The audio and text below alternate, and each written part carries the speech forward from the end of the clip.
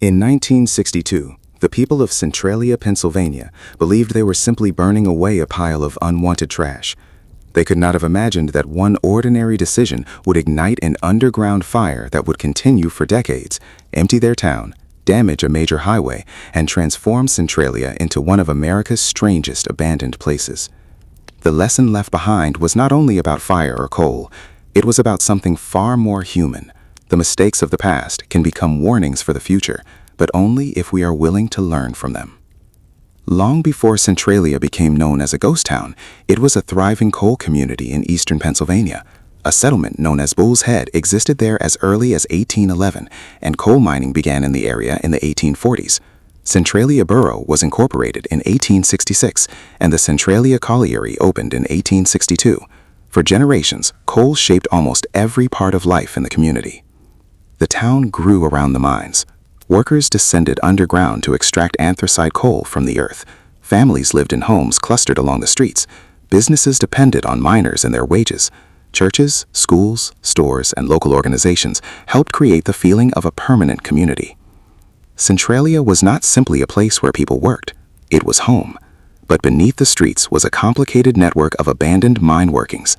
And in the spring of 1962, an ordinary cleanup operation would begin a chain of events that no one in town could fully stop. Before Memorial Day, Centralia officials were dealing with an old strip mining pit that had been used as an unregulated dump. The pit had been created decades earlier, and accumulated refuse had become a problem. According to Pennsylvania's Department of Environmental Protection, the fire reportedly began when a controlled trash burning operation ignited material in the abandoned strip pit. A missing or inadequate barrier allowed the flames to reach coal-bearing material and eventually the underground mine workings. At first, there was no reason for residents to imagine that the event would destroy their community. It looked like a fire that could be handled. But underground coal fires are different from ordinary fires. Once flames enter old mine workings, they can travel through connected seams and tunnels where oxygen continues to feed combustion. The fire can move beneath the surface without being visible from above. That was exactly what happened in Centralia. Attempts were made to control the fire. Between 1962 and 1978, state and federal governments spent millions of dollars trying to contain it, but the efforts produced limited results. The fire continued moving underground. Meanwhile, Centralia continued to function. People went to work, children went to school, stores remained open. Life looked normal on the surface, but beneath the town, the fire was spreading. As the years passed, residents began encountering increasingly disturbing signs. Smoke and gases appeared in places where they should not have existed. The ground became dangerous. The underground fire created the possibility of sudden subsidence, while gases produced by the burning coal created another threat.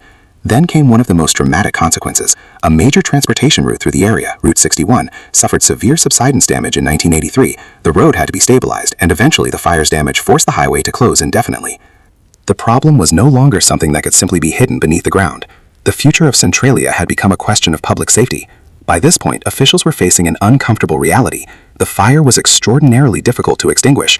A study in 1983 estimated that completely extinguishing it could cost approximately $663 million. The following year, Congress appropriated $42 million for voluntary acquisition and relocation of affected homes and businesses.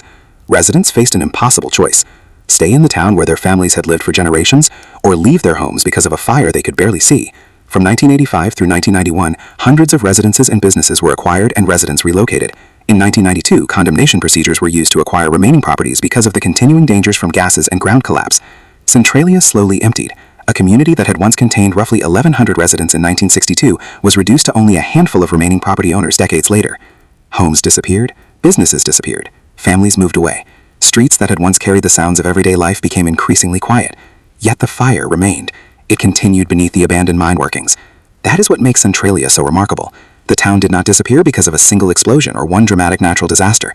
It faded because a problem that initially appeared manageable became a long-term threat. And that is where the story becomes a lesson about the future. Human beings often judge decisions by what they see immediately. A small fire seems controllable. A small mistake seems repairable. A warning seems easy to ignore. But history has a way of showing us that small decisions can create consequences much larger than anyone expects. Centralia became a powerful example of that principle. The Pennsylvania Department of Environmental Protection continues to warn that the Centralia mine fire area is extremely dangerous because hazardous gases are present and the ground can collapse suddenly. The department strongly discourages people from entering the immediate area. Today, Centralia is one of America's most famous abandoned communities, but its greatest story is not simply the story of an empty town. It is the story of what happens when the consequences of yesterday remain buried beneath the surface until tomorrow.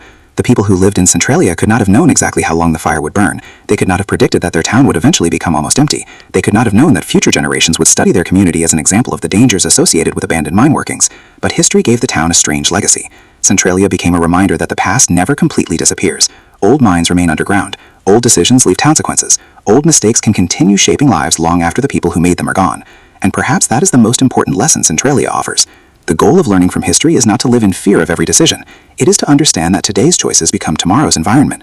A community can recover from mistakes when people recognize problems early, take warnings seriously, and prepare for consequences instead of assuming they will disappear on their own. Centralia shows what can happen when a seemingly ordinary problem becomes something far larger. The town's streets may have become quiet, its population may have disappeared, its buildings may have been demolished or abandoned, but the lesson remains. The future does not begin tomorrow. It begins with the decisions we make today. And beneath the quiet ground of Centralia, Pennsylvania, an underground fire still tells a story that America has not forgotten. The mistakes of the past cannot always be undone, but they can become the warnings that prepare us for a better future.